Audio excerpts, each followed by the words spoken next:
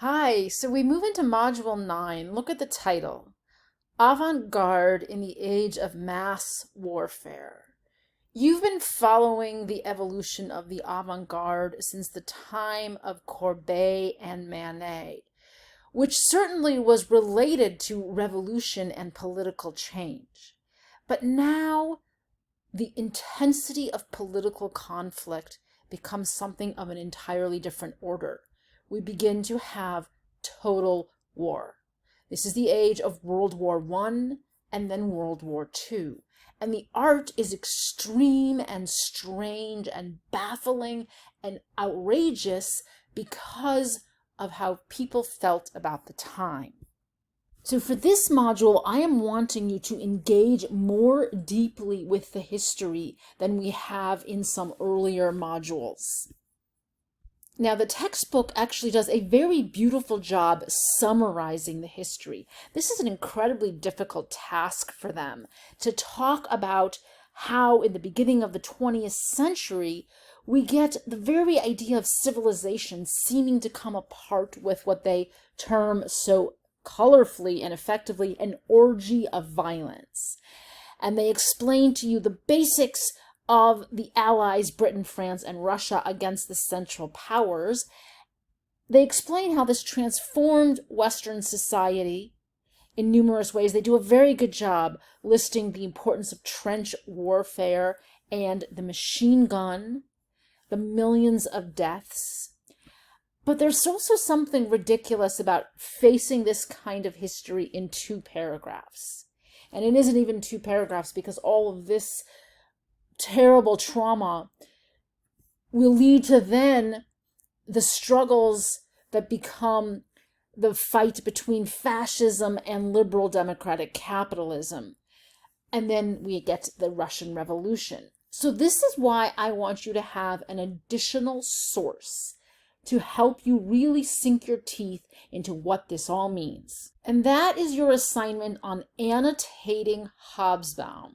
Hobsbawm is a great historian, Eric Hobsbawm, who wrote a series of magnificent books.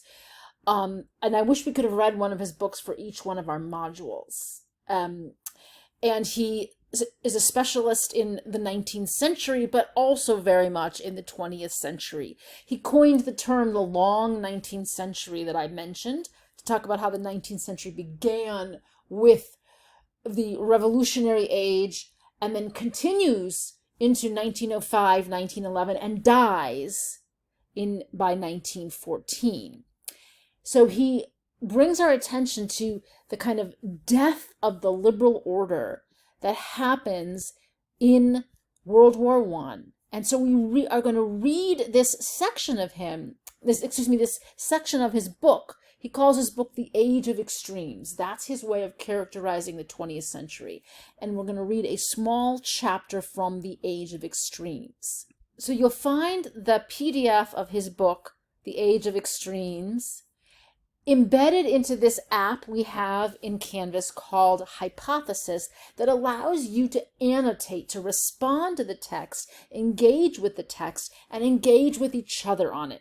Very important critical thinking skills that I want you to develop. And here's your opportunity to do that. So to kind of familiarize you with the app, these arrows are sort of up and down the pages. The pages scroll. So you saw the title page was page 3 out of 65. We're skipping a lot. You're not reading all 65 pages. I would love for you to look at the titles of his contents. He starts out calling Part 1, The Age of Catastrophe, World War I and World War II, a time of catastrophe. He also calls it the age of total war. A very important concept, but it's also the time of world revolution, when the Bolshevik Revolution in Russia seems possibly to be about to spread to the rest of the world.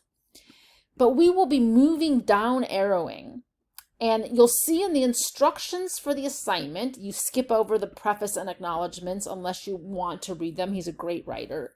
And I ask you to read this brief part where he starts thinking about the 20th century with a bird's eye view. And his bird's eye view begins with 12 people who give their view of the 20th century. And I want you, one of your assignments is to select which one of those you would want to annotate. So let me show you how you might annotate. So I'm interested in the great writer Primo Levi, who survived the concentration camps and the Holocaust. And perhaps then I'm going to annotate. So I can do a page note here, or I can do an annotation. And how do I do that? Create one by selecting some text and clicking the quotation button. So let's try that. I'll select Primo Levi. Let's select his whole statement. Okay, and there's the quotation. And now I might want to comment about, he uses a mysterious reference to the Gorgon. What does that mean?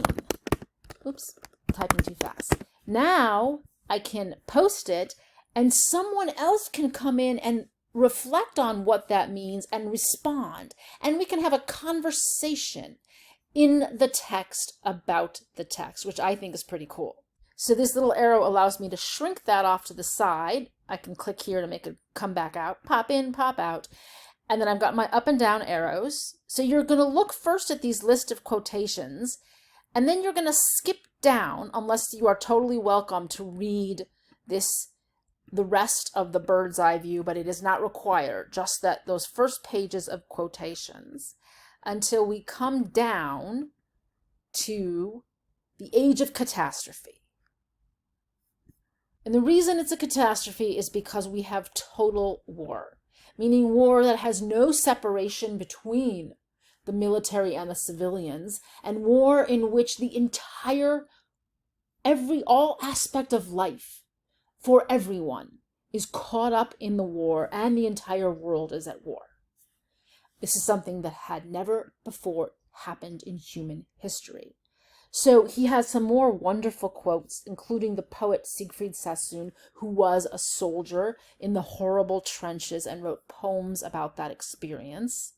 And he'll reflect on these. So you will read this chapter and you will annotate with the guidelines in the assignment about what you want to be annotating. Coming back to the assignment, I'm saying I want you to find something that is shocking when you learn about it.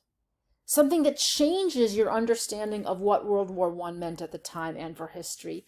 Something you don't understand that you want clarified. And I also want you to respond to a peer's annotation.